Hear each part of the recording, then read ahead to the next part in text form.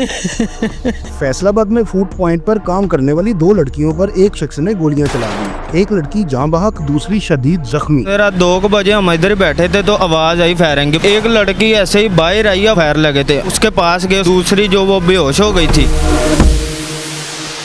जो उस वकूए में एनी शाहिद हैं अवैस, उससे बात करते हैं, जिसने लड़की को वहाँ से ज़ख्मी हालत में वहाँ से उठाया और एक टेबल के ऊपर लटाकर 15 को कॉल किया। अवैस से पूछते हैं कि ये उन्होंने ये वकूआ कैसे देखा।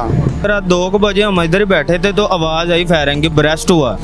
तो जब हमने देखा कि शायद सामने हुआ है, तो एक लड़की ऐसे ही बाहर आई, आवाज़ आई हमें, हम बाहर आए हैं तो देखा तो एक लड़की को फायर लगे थे। हमने समझा एक ही है, तो जब उसके पास गए, उसे पूछा आपके पास कौन है, साथ कौन है, वो कुछ नहीं बोल रही थी। उसे उठा के इस भट्टे पे ले आए, हम इधर लुटाया, पानी पुनी पिलाया उसे। फिर पता लगा कि दूसरी लड़की भी है, उसको भी लेके आए साथ उठा के इधर। फिर फ़ौरन हमने 15 पे कॉल की और रेस्क्यू 11 बजे को कॉल की। 11 बजे उसी टाइम आ गई थी, वो तकरीबन 4-5 मिनट में 11 बजे आ गई। तो 5-10 मिनट में ही 15 पे जो कॉल की थी, वो सब जो मुतलका था ना हमारा डी टैप, वो तकरीबन सारा उधर का स्टाफ आ गया। जिन लोगों ने इन लड़कियों पर फायरिंग की वो कितने लोग थे, वो भी आपने देखे कि वो जा चुके? वो हमने नहीं देखे, हमें बस यही पता लगा कि फायर लगे हैं। तो क्या उस बच्ची को जो जख्मी थी उसने कोई आपके साथ बात की कि ये कौन है कौन नहीं है? नहीं, उसने बात नहीं की, वो यही कह रही थी मुझे हॉस्पिटल ले जाओ, मुझे हॉस्पिटल ले जाओ। हमने पानी पुनी पिलाया। दूसरी जो वो बेहोश हो गई थी, जिसके हाथ पे भी गोली लगी थी। क्या वो शादीशुदा थी? नहीं, गैर शादीशुदा थी। असल में उसके बाद हो नहीं रही थी। तकरीबन 1 साल से काम करती, 7 साल से काम करती, उसका कोई टेंशन नहीं। वो दूसरी मरीम लड़की है ना, उसका शायद वो कज़न था, दूसरा लड़का असल मसला उसका था। उसका जो लड़का रेस्टोरेंट था ना, घर छोड़ने आया था, उसको उन्होंने रोका, वो साइड पर हो जाओ, उसको मरीम का फैर लगाए हैं। बाद में इसके फैर लगा दिए, गिर गई है। अस्पताल जाते जाते थोड़ी देर हम पहुँचे, उसके बाद अल्लाह प्यारी हो गई है। क्या वो लड़के को पहले आप जानते हैं? हम नहीं जानते थे, वो दूसरी मरीम लड़की, शायद उसके मोहल्लेदार था। वो मसला ही उसी का था। हम नहीं जानते उसको कौन है कौन नहीं। बताइएगा कि ये वकूआ कैसे हुआ, इसके पीछे क्या वजह थी? ਇਹਦੇ ਪਿੱਛੇ ਕੋਈ ਪਤਾ ਨਹੀਂ ਸੀ। ਅਸੀਂ ਕੋਈ ਟਾਈਮ ਰਹਿਣ ਦਾ ਹੋਇਆ ਸੀ ਜਾਣ ਦਾ ਆਉਣ ਦਾ।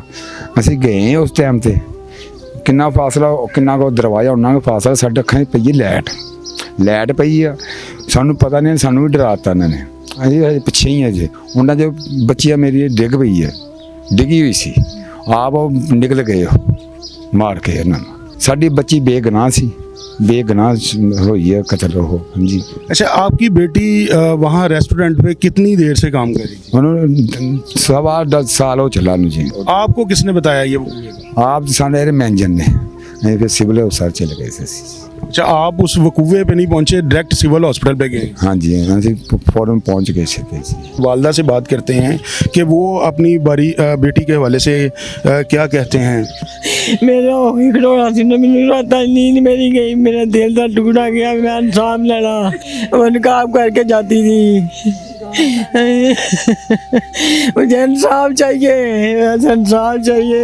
हमें मालूम हुआ है कि वो आपने अपने भाई से लेके पाली थी अकेले? जी, उसे लेके पाली थी। मेहनत मजदूरियां कर लोगों के काम करके उन्हें पढ़ाई लिखाई इत्थे तक लिया। अच्छा, उसमें बताइएगा कि आपकी बेटी ने पहले कभी घर बताया था कि कोई लड़का उसे तंग करता है? हाँ जी, बताया था। उसके घर लड़के के हम गए थे, उसके माँ बाप ने एक्शन कोई नहीं लिया उसके साथ। उसने उसके बेटे ने बोला मैं ऐसे ही करना है, मेरी मर्जी है। तो आपने उसमें कोई पुलिस में कंप्लेन दर्ज करवाई उसकी? नहीं कराई। वो मेरी जो वाइफ है ना, वो कहती नहीं, डरती थी वो, उसने नहीं कराने दी मुझे। आपको कैसे पता चला कि ये लड़का वही है जो पहले तंग करता था? हाँ, वही था। मैंने उधर भी बताया था, फयामा होटल पर, उसको मैनेजर को बता कर आया था। मेरी बेटी ने मुझे बताया था ये लड़का मुझे तंग करता है और बिल्कुल मेरी बैक साइड पे रहता है।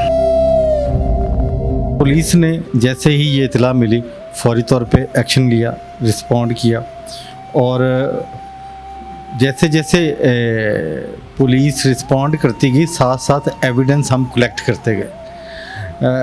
एविडेंस का मामला ये नहीं है कि हम इसको पेंडिंग कर सकते हैं। तो आगाज़ में ये सिचुएशन लग रही थी कि बंदे जो थे वो अननोन थे।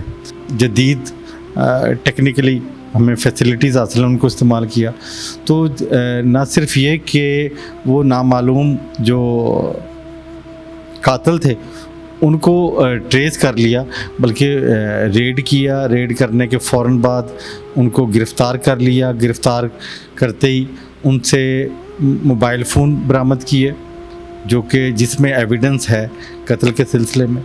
इसके अलावा उनसे आला कत्ल पिस्टल जो था वो रिकवर किया, और मोटरसाइकिल जो इस्तेमाल की गई उसको रिकवर किया। जितनी भी टेक्निकल एविडेंस हमें जाए वकूआ से मिल सकती थी वो फौरी तौर पे PFS है, हमारे जो इंतहाई जदीद लैब है, उसके यूनिट के ज़रिए तमाम एविडेंस को महफूज किया गया। जो लड़का जिसने ये मर्डर किया है उस लड़के का ताल्लुक जो लड़की एक्सपायर हो गई है उसके साथ था या इस लड़की के साथ जो मरियम है हॉस्पिटल में एडमिट? तो अभी ये तफ्तीश हो रही है, उनके दरमियान में मरासम क्या मामला था। उसमें जो मामला अभी तक सामने आया है वो बच्ची अस्मा फरीद, उसका मैटर नहीं था।